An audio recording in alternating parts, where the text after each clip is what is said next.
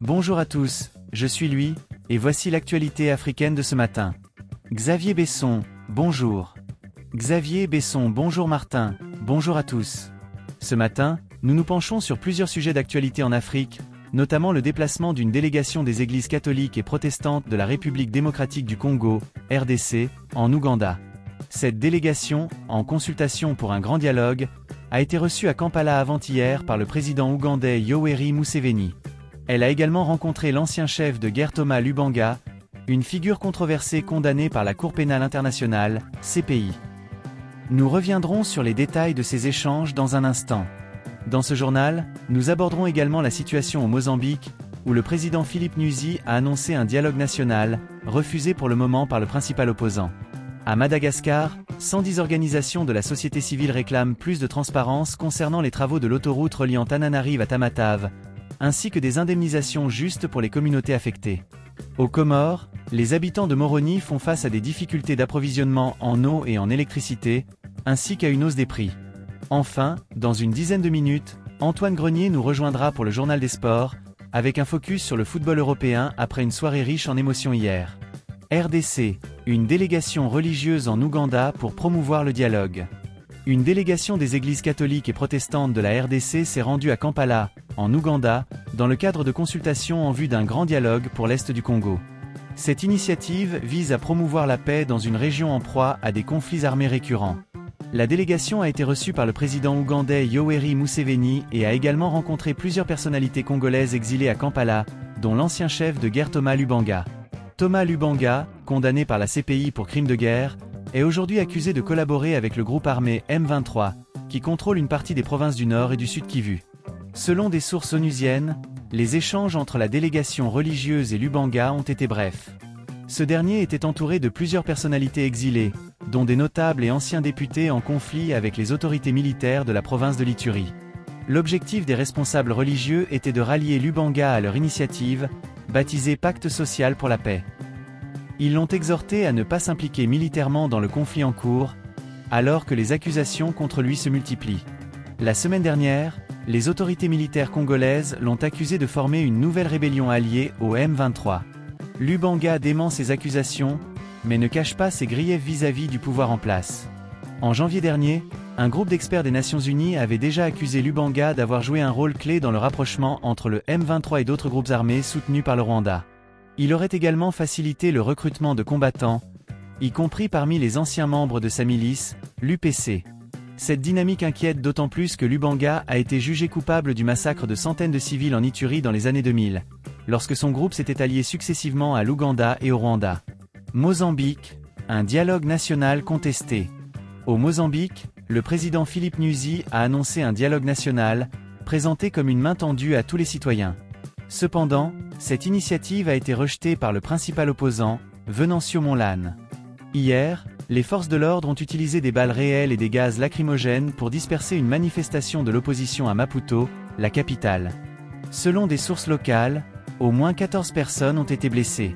Le pacte politique signé par Nyusi et certains représentants de la société civile et de l'opposition est très contesté. L'opposant Venancio Mondlane, absent lors de la signature, a rejeté cet accord, tandis que d'autres figures politiques, comme Albino Sithole, leader du parti Pademo, l'ont soutenu. Sithole a appelé à placer les intérêts du Mozambique au-dessus des partis politiques et à dépasser les crises récurrentes qui entravent le développement du pays. Madagascar, les organisations de la société civile réclament transparence et justice. À Madagascar, 110 organisations de la société civile se sont mobilisées pour demander la suspension des travaux de l'autoroute reliant Antananarive à Tamatave.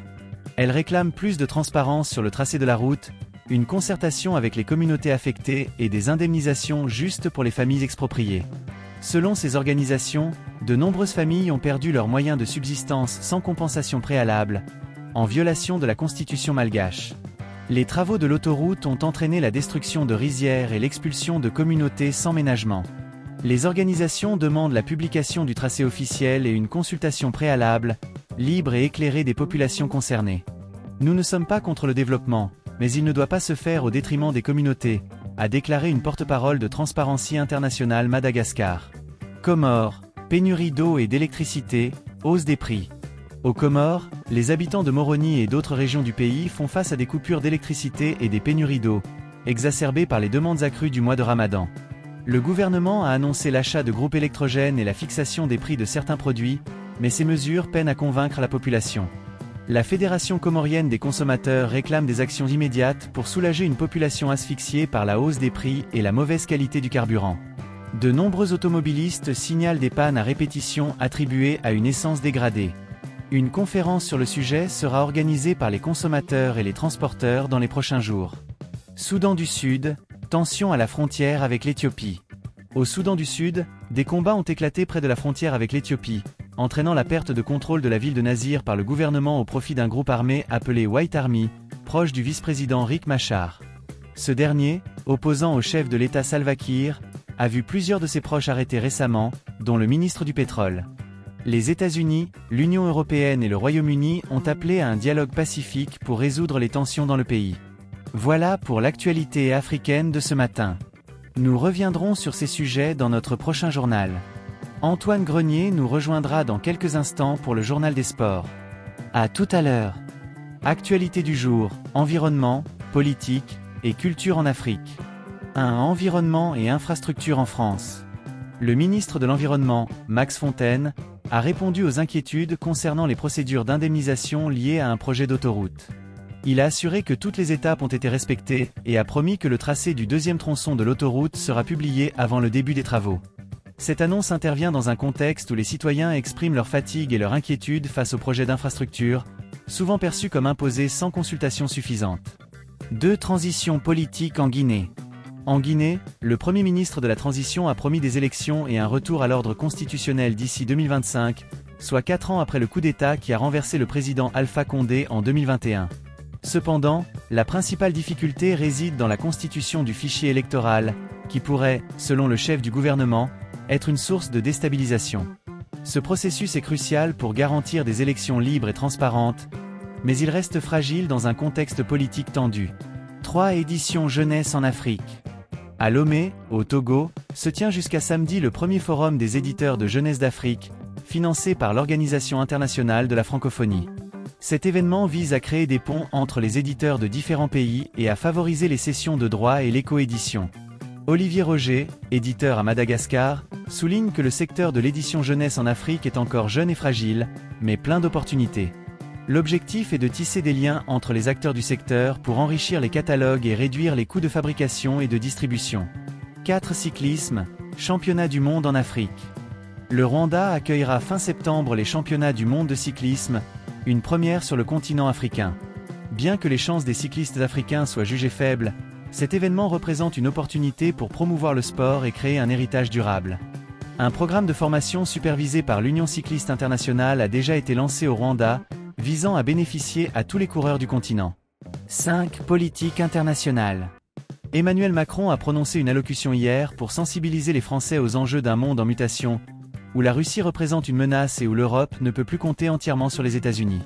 Il a appelé à un débat stratégique sur l'indépendance militaire de l'Europe, y compris la possibilité de partager le parapluie nucléaire français.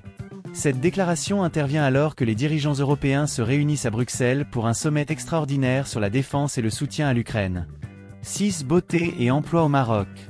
À Casablanca, les instituts de beauté sont devenus un secteur pourvoyeur d'emplois pour les femmes originaires d'Afrique de l'Ouest, notamment de Côte d'Ivoire et du Sénégal.